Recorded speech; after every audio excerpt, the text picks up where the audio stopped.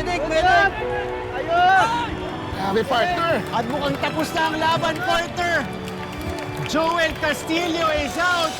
Makmak Batumbakal takes the win. Undefeated. Mak, halika.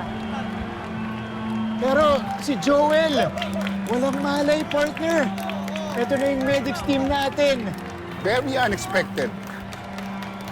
Kasi magkakilala to, hindi natin nakita na ganung klaseng aggressiveness yung ipapakita nito ni Makmak. Pero ito yung medic team natin.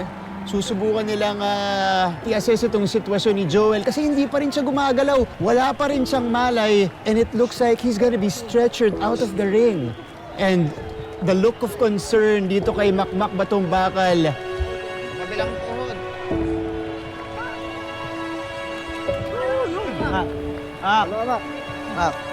Mak, uy, tama yung ginawa mo, ha? Oh! Fighter! Oy, Alex, ha? Ito inilalabas na si Joel Castillo and Makmak continues to look on. Diba kahit nanalo siya, talagang meron pa rin pag-aalala dun sa nangyari dito kay Joel. Praying for the recovery. Prayers up for Joel, the Iron Fist Castillo. We hope he can recover from this situation. Totoo ka dyan, partner. Ano, masaya na kayo?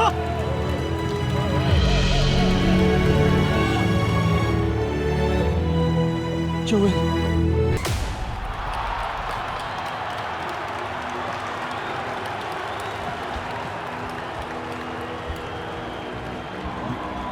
Good job.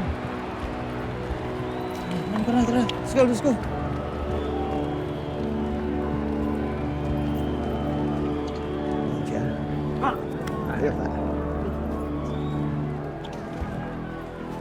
Ha? Masaya ka naging laban mo?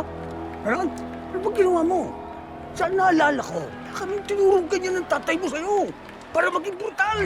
Ano ba ginawa mo? Sandali. Sandali. Ikaw, Kanoy, gusto mo buhay Anong tinuro mo sa apo ko? Anong tinuro? Sandali, nanalo siya, wala issue. Wala issue. Nakita mo, hindi nagigil siya. Oh. Parang nagmamakawa yung kalaban niya. Gusto niya pang patayin. Gusto niya pang tirahin. Ano ba turo mo sa kanya?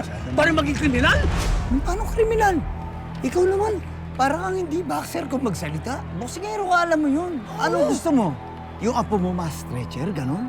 Di ganun. Tama na yung ginawa niya. Walang problema doon. Ang gusto ko dito, mag-champion siya. Yun lang yun. Pero masaya ka ba? Ha? Ang dami, alam mo, hindi ko rin alam kung... Masisira nga po ko sa'yo sa pagturo mo sa kanya. Hindi, alam mo. Ikaw. Sige na, ilayin na. Oh, Maraming tama ang ginawa mo, Makmak. Ha? Tandaan mo, pasalamat ka. Hindi ikaw yung napuruan at taas sa stretcher. Boxer ka, marami ka pang laban na magiging ganun. Ang importante, panalo ka.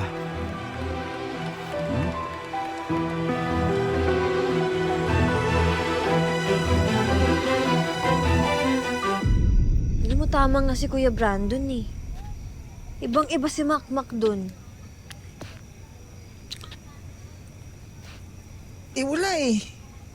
Ganun talaga siya tinri ni Sir Kaloy nung isang araw dun sa gym.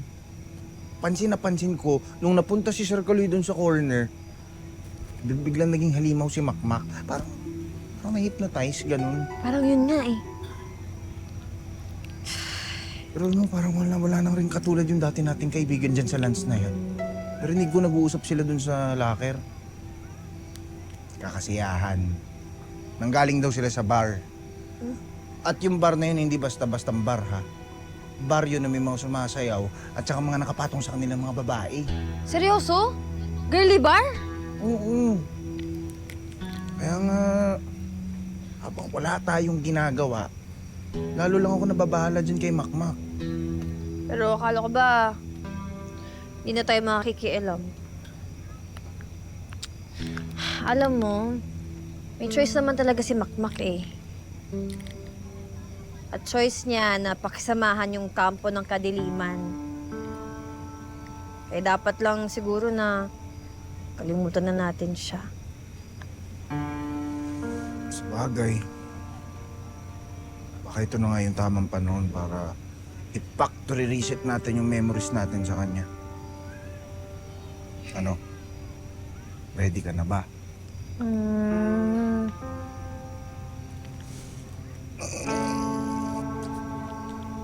Ano?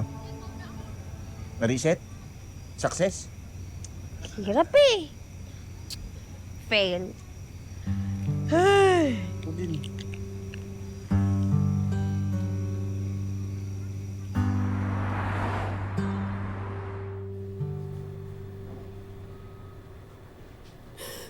Bakit kailangan mangyari to sa'yo, anak?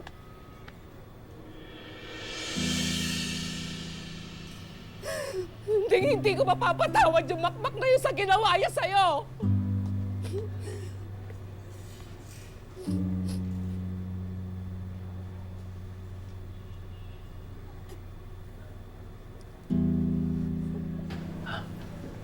Ma'am, excuse me po.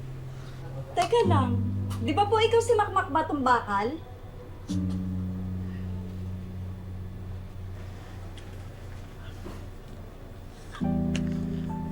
Pagdagdag po sa hospital ni Joel Castillo. Sige, una na po ako.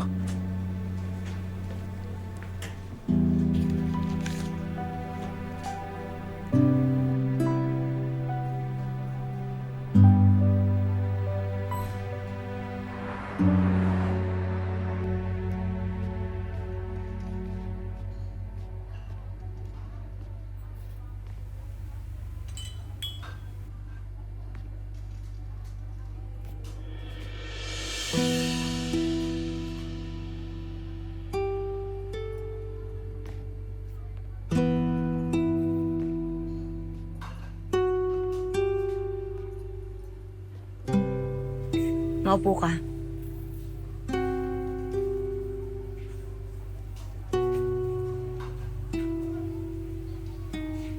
Nadia, alam ko wala akong masasabi para maayos yung gulong ginawa ko sa'yo.